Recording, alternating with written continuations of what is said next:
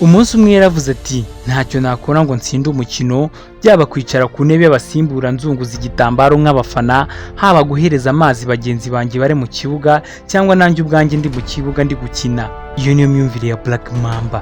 Akabyiniro k'umukinnyi w'ibihe byose wa basketball muri Leta Zunze Ubumwe za Amerika, Kobe Bryant. Izina Black Mamba Kobe yaryiyise nyuma yo kureba filime Billy Kelly ya Quentin Tarantino, aho umugore witwa Uma Thurman yashakaga kwihurira ku bagizi ba nabi bashatse kumwica we n'umwana we yari atwite. Yakoreshaga izina ryitwa Black Mamba. Ni imyumvire yamuyoboye imyaka 20 yamaze akina Los Angeles Lakers, ari nayo kipe yonyine yakiniye kuva yakwinjira muri NBA avuye mu mashuri. Yakinnye imikino 18 ya All Star Games. Muri iyo myaka yose atsinda amanota 33,643. Yatwaye ibikombe 5 bya NBA akina Los Angeles Lakers.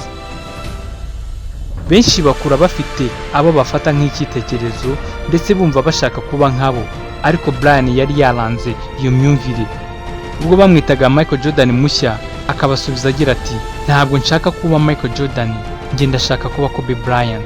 Iyo mitekerereze yamuyoboye mu rugendo rw'imyaka 20 na nyuma kugeza ku itariki ya 26 Mutarama mwaka 2020, ubwo yagoga mu manuka ya kajugujugu ari kumwe n'umukobwa we w'imyaka 13 n'abandi bantu 8. Imitekerereze yo guhangana kugeza ku munota wa nyuma tumye mu kwakira 2018 Kobe Bryant yandika igitabo cyitwa Mamba Mentality How I Play. Kuba impanuro, inama n'uburyo yakoresheje ngo amara imyaka 20 akiri igihangange muri basketball.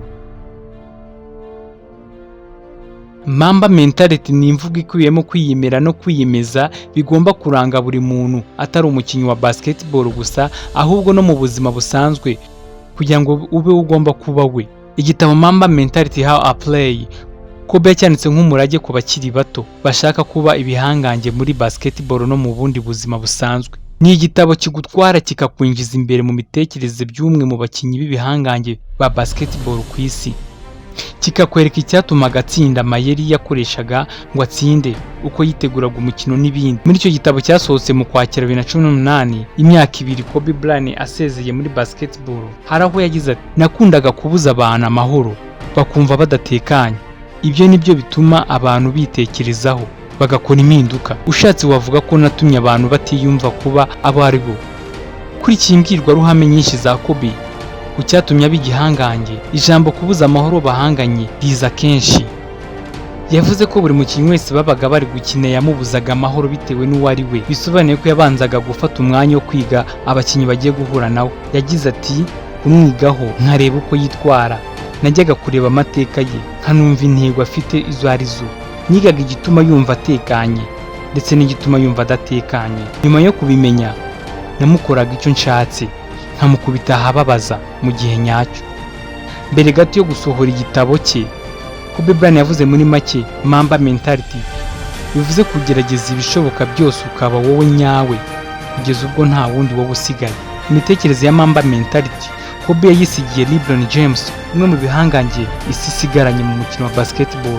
Mu gitabo cye Kobe avuga uburyo yigeze gukina mu ikipe imwe na LeBron James ubwo bakiniraga mu ikipe imwe ya Leta Zunze Ubumwe za Amerika, Team USA, akabona uburyo yitwara nabi akamuhindura akoresheje Mamba Mentality.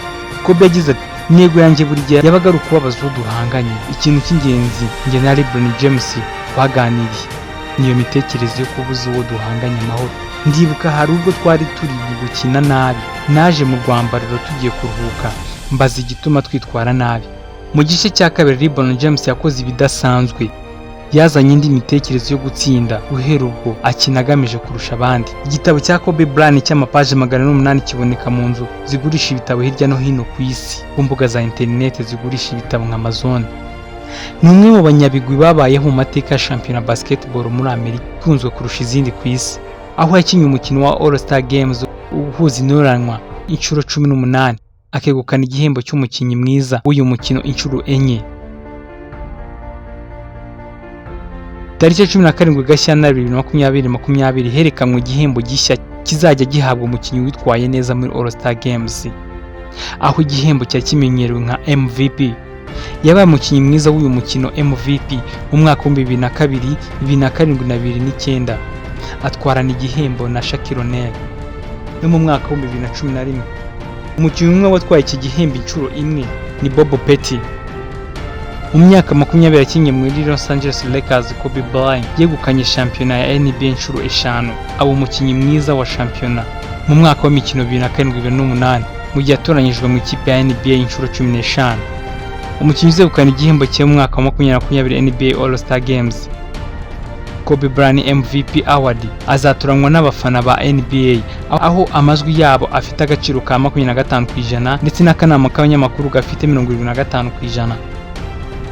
Turabashimiye cyane, komeza gukurikirana ibyiza BTN TV ibagezaho.